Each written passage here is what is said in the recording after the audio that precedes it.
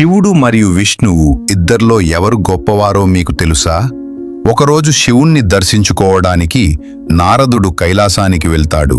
అప్పటి వరకు ధ్యానముద్రలో ఉన్న శివుడు కళ్ళు తెరిచి నారదుడిని చూస్తాడు.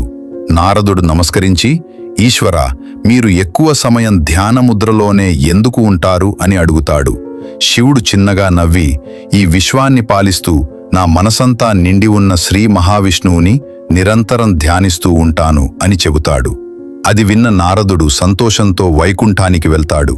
యోగనిద్రలో ఉన్న విష్ణుమూర్తి కళ్ళు తెరిచి నారదుడిని చూస్తాడు.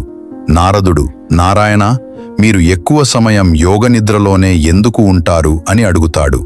శ్రీ మహావిష్ణువు చిన్నగా నవ్వి, ఈ విశ్వాన్ని తనలో లయం చేసుకుని నిత్యం నా మనసంతా నిండి ఉండే పరమేశ్వరుణ్ణి నిరంతరం ధ్యానిస్తూ ఉంటాను అని చెబుతాడు. అప్పుడు నారదుడికి శివుడు విష్ణువు ఒక్కటే అని యజుర్వేదంలో ఉన్న వాక్యం అర్థమవుతుంది. ఫ్రెండ్స్, ఓం శివకేశవాయ నమః అని కామెంట్ చేయండి.